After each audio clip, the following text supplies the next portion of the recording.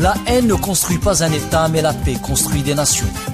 Grand Angle, analyse et commente des événements en Afrique.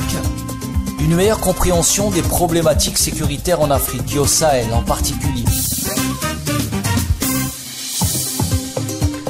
Bonjour chers amis auditrices et auditeurs d'Ifriqiya FM, bienvenue dans Grand Angle, une émission hebdomadaire destinée à décrypter les dynamiques politiques, économiques et sécuritaires qui façonnent l'Afrique.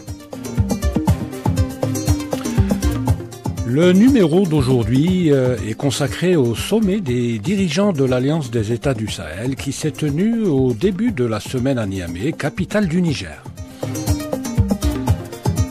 Alors le numéro d'aujourd'hui est intitulé « L'Alliance des États du Sahel acte son divorce avec la CEDEAO ».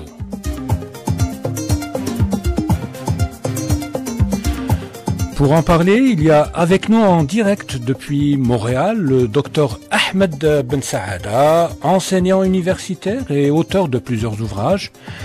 Panafricaniste convaincu, il suit de très près les grands dossiers qui intéressent l'Afrique. Bonjour Dr Ahmed Ben Saada.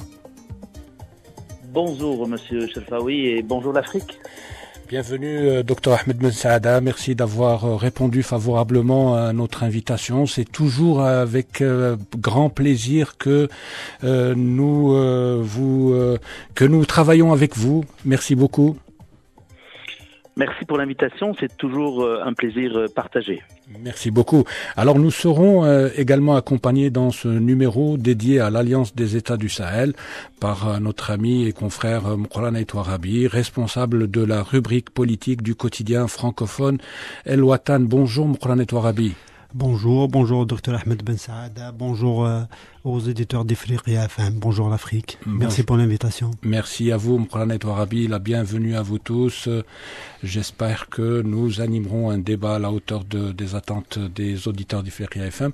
Alors messieurs, le Burkina Faso, le Mali et le Niger ont lancé samedi 6 juillet 2024 la Confédération des États du Sahel lors de leur premier sommet organisé à Niamey. Les dirigeants de ces trois pays, regroupés depuis septembre 2023 au sein de l'Alliance des États du Sahel, ont assuré à l'occasion que la rupture avec la CEDEAO était irrévocable. Ce sommet s'est tenu la veille de celui de la Communauté économique des États de l'Afrique de l'Ouest. Alors, cette confédération voit le jour alors même que plusieurs pays de la CEDEAO tentaient de renouer le dialogue, comme le Sénégal via son président, Bassirou Diomaye Faye, qui avait visité les capitales du Niger, du Mali et du Burkina Faso au mois de mai dernier.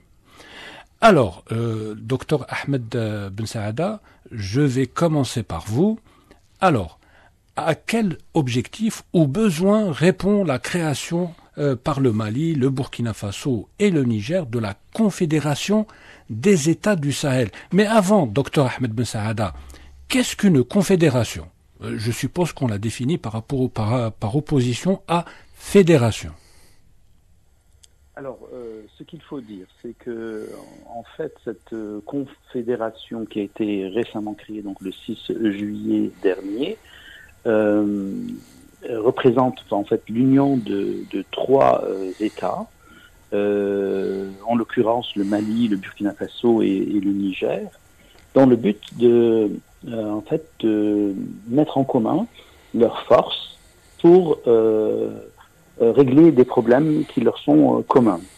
Il faut revenir en fait à l'histoire. Ces trois pays ont déjà été réunis dans ce qu'on appelle le traité de Liptako-Gourma.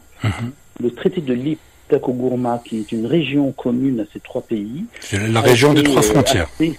Des trois frontières, qui a été en fait signé en décembre 1970, donc 5 ans avant la création de la CEDEAO.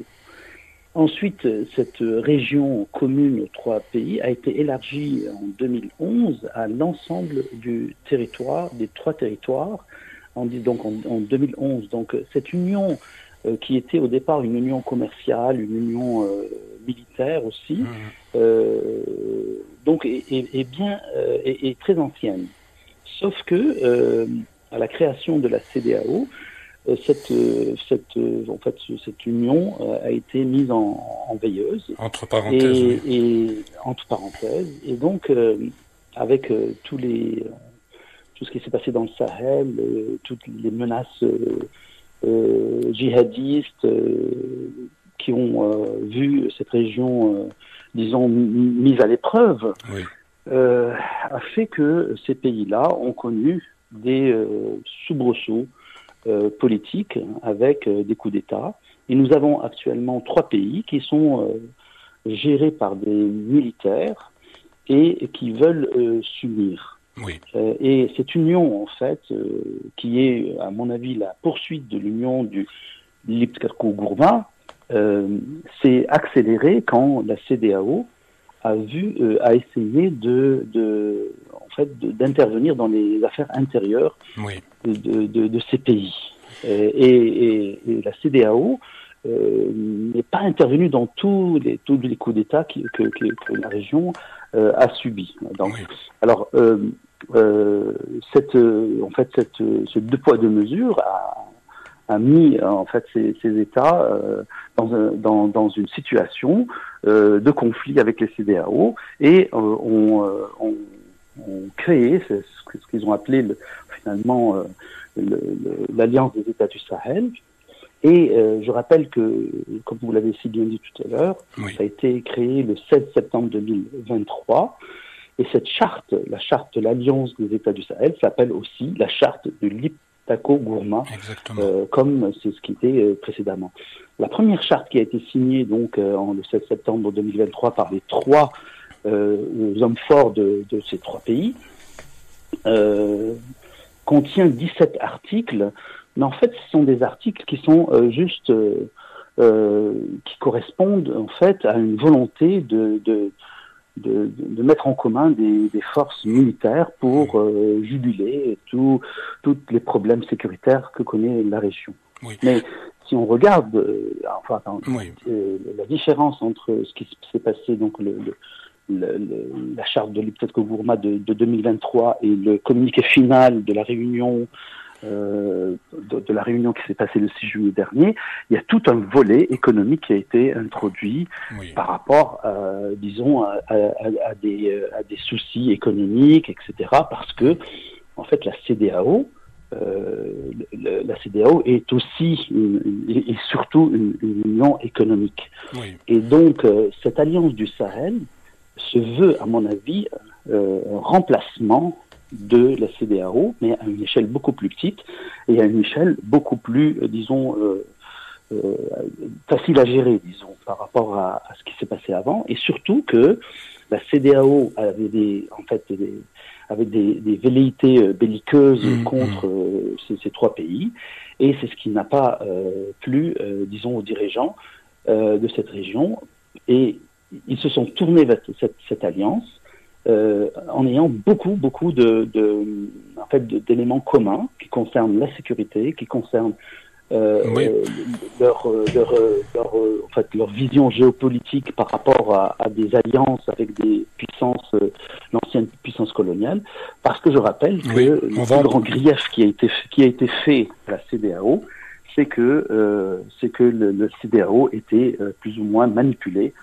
par l'ancienne puissance coloniale, c'est-à-dire la France. Oui, la CEDEAO a toujours été accusée d'être un peu le cheval de Troie de la France en Afrique de l'Ouest.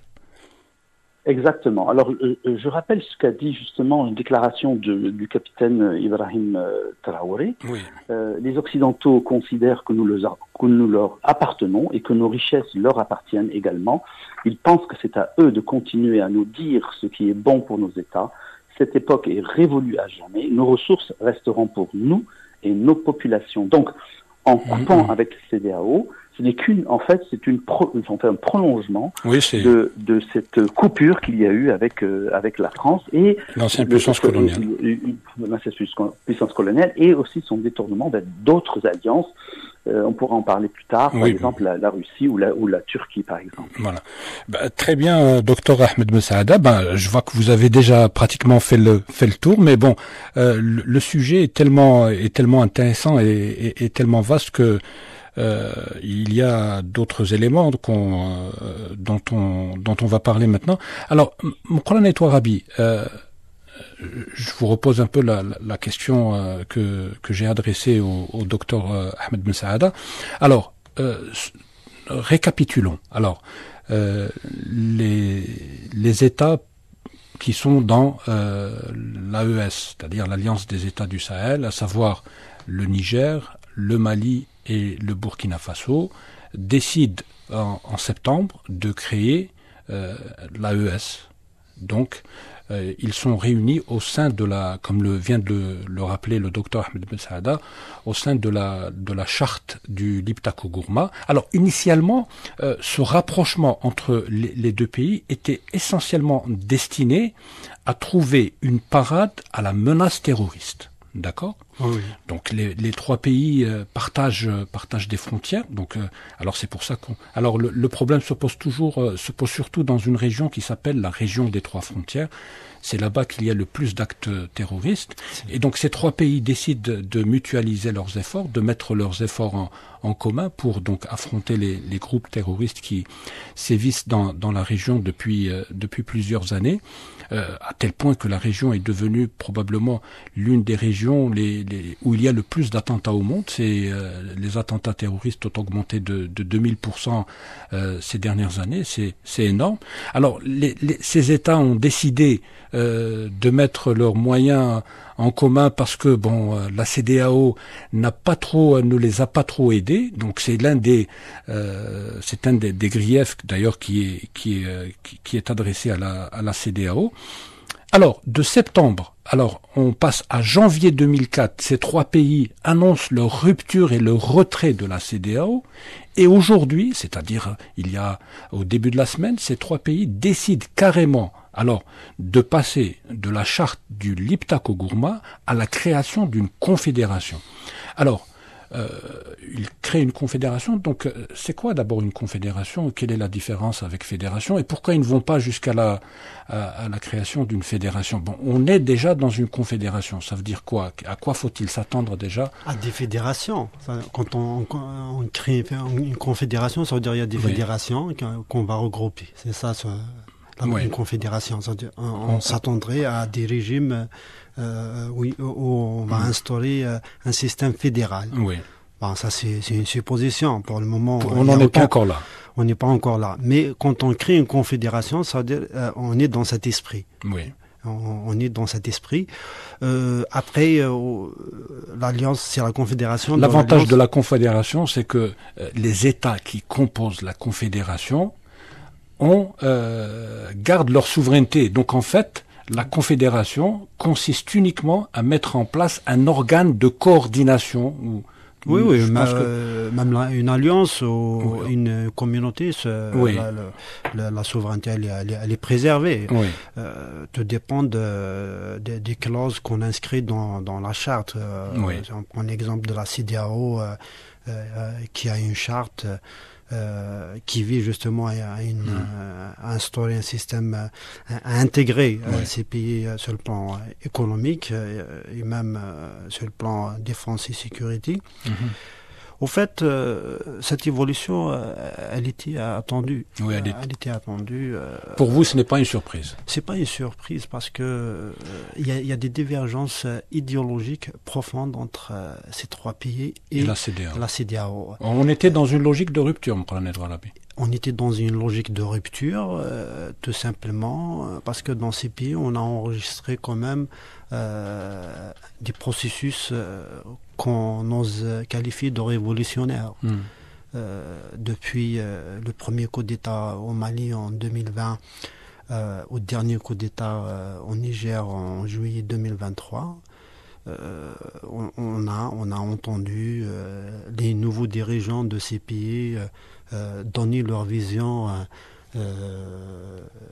qu'ils voient justement en matière de gestion des affaires de ces pays. Ils ont fait leur constat par rapport à tout ce qui a été fait depuis l'indépendance. Et ils sont dans un processus révolutionnaire, souverainiste. Il y a un vent de néo-souverainisme qui souffle un peu sur le Sahel. Oui, tout à fait, parce que il faut voir dans quel état sont ces pays qui justement étaient dans cet ensemble régional qui s'appelle donc la CEDEAO depuis 1975. Quand même, dans une année, la CEDEAO va célébrer 50 ans d'existence, ce qui n'est pas rien. Et quand on fait le constat de ce qui a été fait, et au niveau d'atteinte des objectifs qui ont été fixés pour cet ensemble régional, on constate que les objectifs n'ont pas été atteints. Surtout pour les 3 pays qui ont décidé de prendre leur distance vis-à-vis de l'organisation. Justement, pourquoi ils ont décidé? Parce que la CEDEAO n'a pas porté main forte à ces 3 pays qui étaient confrontés à une situation sécuritaire très difficile, conjuguée à d'autres problèmes socio-économiques. Vous savez qu'il y a eu la Covid qui a affecté le monde et les plus vulnérables ont été encore plus affectés. Et c'est au cours de ces 15 dernières années, quand même, la région du Sahel, d'une manière générale, et ces 3 pays particulièrement, la région de l'Iptako-Gourma, qui est quand même une région, c'est la région des 3 frontières. Donc c'est un cercle qui englobe des parties des 3 pays et qui fait quand même la superficie de l'Allemagne. C'est 300 000, plus de 300 000 km², c'est énorme. Et c'est une zone grise. C'est une zone grise où les 2 principaux groupes terroristes dans la région, à savoir l'État islamique et Al-Qaïda, ont pour la première fois scellé une alliance contre justement ces pays, ces 3 États. Et de l'autre côté, la CEDEAO n'a pas apporté le soutien attendu, parce que on est censé trouver justement de l'aide auprès de cette communauté. Et ces pays n'ont pas trouvé cette aide. Donc, après les changements, on s'attendait à une meilleure compréhension de la CEDEAO, en tenant compte de toutes ces réalités, donc de ne pas trop enfoncer ces pays dans l'abîme. Mais on avait tout à fait le contraire avec les lourdes sanctions économiques qui ont fortement impacté les populations d'abord et qui en même temps a rajouté de la vulnérabilité à ces États déjà fragiles. Et donc c'est ce qui a décidé ces pays de rompre les amarres avec la CEDEAO. La goutte qui a fait déborder le vase, je pense, et qui a justement poussé ces États à mutualiser, à s'organiser en alliance, par la suite en confédération, c'est la menace d'intervention au Niger. Quand la CEDEAO, au lieu d'essayer de trouver un moyen de régler ça d'une manière politique, pacifique, a brandé la menace d'une intervention militaire, sachant que les relations qui étaient entre le nouveau régime au Niger, qui a renversé Mohamed Bazoum, donc les militaires au pouvoir à leur tête à Abderrahmane Tiani, le général et la France était mauvaise parce que le Niger, justement, reprochait à la France, entre autres, l'inefficacité de sa présence militaire au Niger, qui ne servait en réalité que les intérêts de la France. Exactement. Merci Moukran Touarabi. Alors je reviens vers vous, docteur Ahmed Ben Saada. Il faudrait qu'on avance un petit peu. Ahmed Ben Saada, quelles sont les résolutions les plus importantes sur lesquelles a débouché ce premier sommet de l'Alliance des États du Sahel, qu'il faudrait dorénavant appeler Confédération des États du Sahel? Alors, juste par rapport à la première question, j'ai oublié de vous répondre dans ma précipitation à votre question. En fait, dans une confédération, la souveraineté appartient à chacun des membres de la confédération, alors que dans une fédération, il y a en fait un pouvoir fédéral, comme par exemple dans le cas de la Fédération de Russie ou la Fédération canadienne, où il y a des entités, des entités qui cèdent leur pouvoir au fédéral, disons. Dans le cas de l'AES, donc l'Alliance des États du Sahel. C'est une confédération, c'est-à-dire que les pays gardent toute leur souveraineté. Et je rappelle que dans justement la charte de l'Eteko-Gourma du 16 septembre 2023, l'article 11 précise justement que c'est une alliance qui est ouverte, c'est-à-dire, je vous cite l'article 11, la présente charte peut être ouverte à tout autre État partageant les mêmes réalités géographiques, politiques, socio-culturelles, qui acceptent les objectifs de l'alliance. Donc c'est une alliance qui est ouverte aux pays du Sahel et qui se veut de s'agrandir comme dans le cas de la CEDEAO qui regroupe, je le rappelle, 15 pays. Et la menace justement de la sortie, je rappelle aussi que en plus de ces 3 pays, la Guinée aussi a été suspendue de la CEDEAO, donc ça fait quand même 4 pays sur 15 qui sont dans une situation qui n'est pas en faveur de la CEDEAO, et même la CEDEAO les dirigeants de la CEDEAO notent un risque de désintégration de cette union régionale. Alors, ce qui est intéressant par rapport à ce qui a été si on regarde le communiqué final. Donc demain, Dr Ahmed Messaada, il n'est pas impossible de voir par exemple le Tchad ou le Sénégal rejoindre la Confédération des États du Sahel.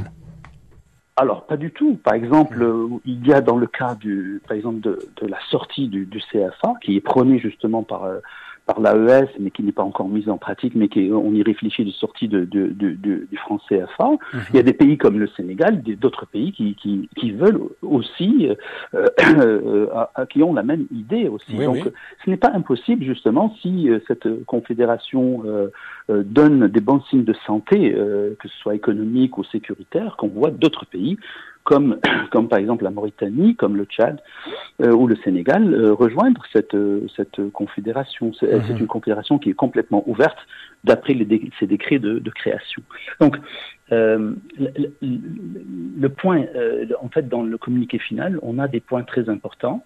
Il y a, par exemple, ce que vous avez cité tout au début, les chefs d'État se sont félicités pour leur retrait irrévocable et sans délai de la CEDEAO. Donc, c'est un point extrêmement important. Donc là, on voit qu'il y a vraiment une volonté, malgré les signes, en fait, de gentillesse de la CEDEAO qui veut justement essayer de caresser dans le sens du poil ces pays. Les pays de l'AES ne voient pas ça d'un bon œil, et leur décision est écrite noir sur blanc sur le communiqué final, qui est irrévocable.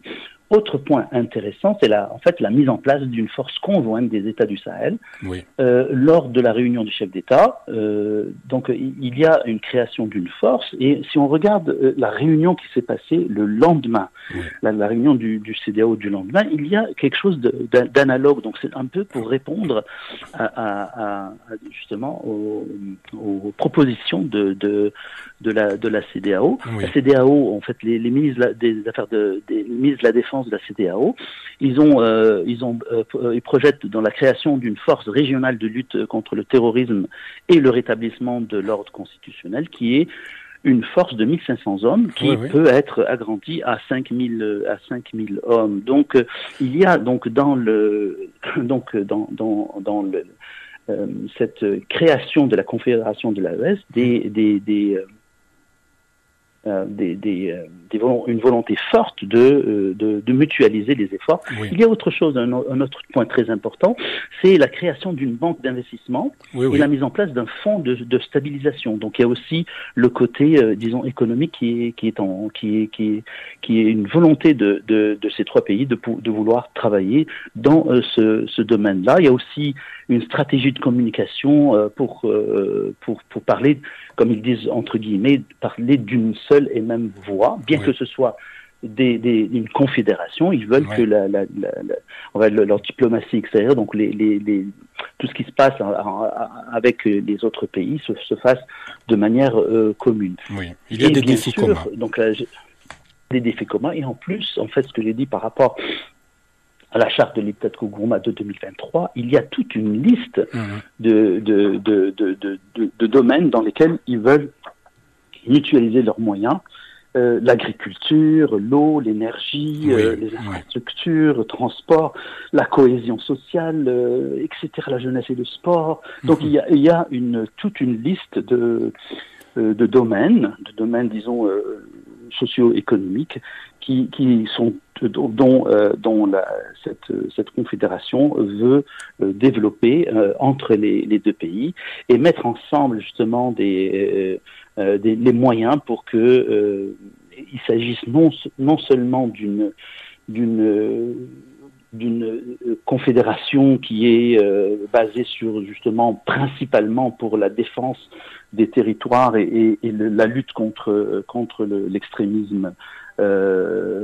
C'est aussi une alliance pour le développement économique, et ça on revient justement à la charte de 1970 qui se voulait justement une charte de développement économique de la région de l'Itako-Gourma.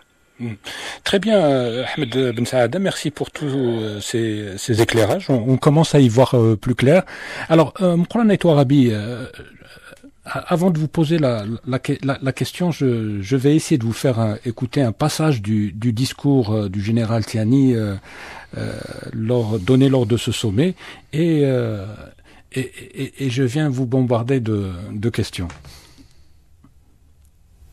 Les populations sont en avance sur les États. Cet élan populaire constitue le meilleur gage de construction d'une confédération de peuples et non un édifice bureaucratique. Nos peuples ont irrévocablement tourné le dos à la CEDEAO. Il appartient de faire la confédération alliance des États du Sahel. Une alternative à tout regroupement régional factice en construisant une communauté souveraine des peuples, une communauté éloignée de la mainmise des puissances étrangères, une communauté de paix, de solidarité, de prospérité basée sur nos valeurs africaines. Alors vous avez écouté une partie du discours du général Tiani, qui est le chef de l'État du Niger. Alors que vous inspire le passage que vous venez d'écouter? C'est tout un programme, Moukran Aïtou Arabi. Oui, c'est tout un programme. En même temps, il y a un procès en règle de la CEDEAO, de l'ancienne puissance coloniale qu'ils accusent d'être... Oui. Il y a des griefs contre, justement, de lourds griefs contre la CEDEAO. La CEDEAO qui n'a pas été en réalité en phase avec les aspirations des peuples de cet espace économique communautaire qui est composé justement de 15 pays. Donc le général Tiani a clairement signifié cette volonté de créer autre chose, d'aller vers autre chose, d'essayer autre chose que cette CEDEAO qui, 49 ans après, n'a pas... Qui est accusée d'être une structure bureaucratique qui est inefficace, inefficiente et qui est à la solde de l'impérialisme occidental. C'est c'est très fort. C'est très fort comme déclaration. Oui, c'est très fort, et ça signifie aussi, il a dit que la décision, elle est irrévocable. Oui. Irrévocable parce que, au vu de toutes ces griefs, et en même temps, il y a justement le principal grief, c'est que c'est une organisation qui est sous tutelle. Oui. C'est une organisation qui obéit à des visions, à des agendas, à des intérêts étrangers à l'espace et qui ne travaillent pas les intérêts des peuples de la région. Oui, tous les chiffres, tous les rapports l'indiquent clairement que les pays de la région, pas uniquement le Mali, le Niger et le Burkina Faso, les peuples ne vivent pas, n'ont pas aspiré au développement promu, fixé dans les objectifs de cette organisation. Oui. Aujourd'hui, il est clair que le virage la trajectoire prise par ces trois pays, c'est une trajectoire bien réfléchie. Oui. C'est une stratégie mûrement réfléchie justement, qui vise à faire sortir ces pays de ce sous-développement et de cette perte de souveraineté dont ils souffrent tant de décennies. En 60 ans d'indépendance, beaucoup de pays africains n'ont pas... Voilà, aujourd'hui, cette rupture certainement va faire mal de l'autre côté de la CEDEAO, mais elle pourrait justement apporter quelque chose de positif aux populations de ces trois pays. Merci. Oui, alors justement par rapport à ce que vous venez de dire, avant le début de l'émission, j'ai pris le soin de recueillir de voir ce que pensait l'opinion du Sahel, en particulier l'opinion africaine en général de l'initiative de ces trois pays de créer une confédération.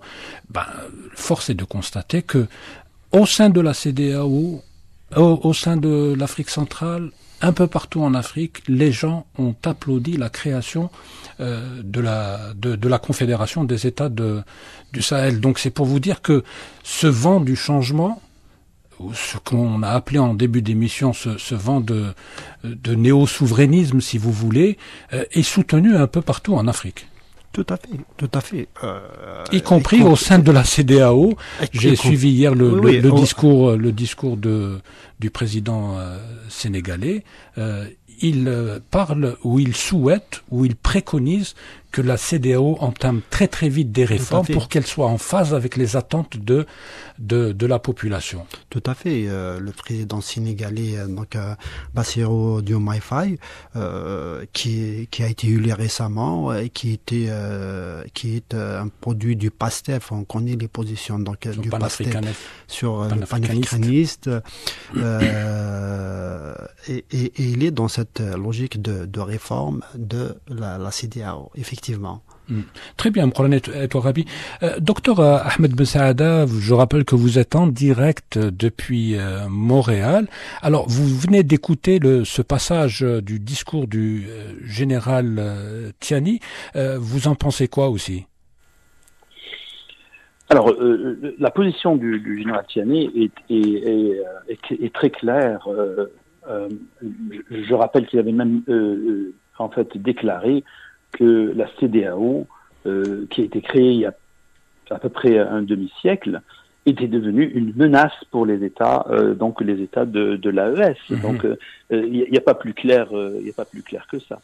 Autre chose, l'ensemble des observateurs pensent en fait que la CEDEAO, en plus d'être à la solde justement de l'ancienne puissance coloniale, est considéré comme un club de dirigeants en fait. Ce qu'on reproche à la CEDEAO, c'est que en fait en un demi-siècle, la CEDEAO n'a pas fait assez d'efforts, n'a pas travaillé dans le sens de la richesse des peuples. Et les citoyens se plaignent, les citoyens africains, que ce soit dans cette région du monde ou ailleurs, se plaignent justement de ne pas bénéficier des ressources naturelles du pays. Oui. Les retombées économiques, on les voit, ce sont des compagnies étrangères qui les prennent, et les pays sont dans une situation, pour le moins qu'ils disent, très très désastreuse. Je rappelle que le Mali, le Burkina Faso et le Niger, ensemble, font à peu près 2 700 000 kilomètres carrés, avec une population de plus de 65 millions d'habitants. Oui. Et si on regarde le classement de l'IDH, ils font partie des 9 pays les plus pauvres du monde. Donc, et avec des richesses incroyables. Cette région est très riche en minerais, en ressources naturelles. Donc c'est inexplicable. Faire partie d'un groupe de pays, normalement, ça devrait élever le niveau social des populations, pas être un club privé où les présidents viennent discuter de choses et d'autres, et ne pas s'intéresser au développement humain. Le développement humain, c'est la première disons, le premier domaine de la politique. La politique sert justement à élever le niveau de vie des populations, ce que l'on ne voit pas en presque 60 ans d'indépendance dans cette région. Et c'est donc, on comprend très bien justement en fait les déclarations du général Abdurrahman Tchani, donc, et puis des autres aussi, les autres chefs d'État ont fait des déclarations, très fortes, et dont l'ensemble des populations de la région n'est pas insensible. La seule chose, on l'a discuté à plusieurs reprises, c'est que en fait ces trois pays-là, ils reportent de plus en plus un passage vers une gestion plus, disons, démocratique de leur pays. Il faudrait qu'ils travaillent sur ce sujet-là et ne pas utiliser la manière forte, mais disons ces décisions politiques en fait, de création d'une confédération et aussi de l'ouverture à d'autres pays. J'espère que ça va être quelque chose de bénéfique, parce que quand même c'est un groupe de trois pays qui quand même représente une masse, disons, humaine et une superficie assez considérable, très importante dans la région. Très bien. Et comme je l'ai dit, avec d'énormes ressources naturelles. Merci beaucoup, Ahmed Ben Saada. Alors, il nous reste à peine 3 petites minutes. Il va falloir qu'on réponde à 2 questions restantes en 3 minutes. C'est quand même une petite prouesse qu'il va falloir qu'on relève. Alors, Mouqran Arabi, très rapidement, comme nous sommes journalistes, donc nous nous devons de poser des questions gentilles et moins gentilles. Parmi la moins gentille, alors, quels sont les avantages et les inconvénients de la rupture des 3 États qui composent la Confédération des États de l'Alliance du Sahel, de la rupture de ces États avec la CEDEAO? Attends, il y a quand même des avantages, mais aussi des inconvénients. Alors, une minute. En fait, les inconvénients, c'est d'abord la circulation des personnes. Et vous savez que l'espace CEDEAO est intégré. Il y a un passeport CEDEAO, il y a une carte d'identité CEDEAO qui permet justement aux populations des 15 pays de circuler librement dans cet espace. Il va y avoir aussi, sur le plan sécuritaire, une crainte, il y a une crainte d'une rupture en termes d'échange, donc de coopération sécuritaire, notamment le partage du renseignement. J'espère que ça va pas être le cas. Et il y a aussi le risque qui est aussi la libre circulation des marchandises. Il va y avoir un frein. Il y a des projets de la CEDEAO. Il y a des projets de la CEDEAO engagés dans ces 3 pays qui sont évalués à peu près à 500 millions de dollars. Bon, c'est pas énorme, mais aussi la CEDEAO va perdre parce que c'est un marché, ces 3 pays. Le docteur Ben Saada l'a dit et a souligné les enjeux.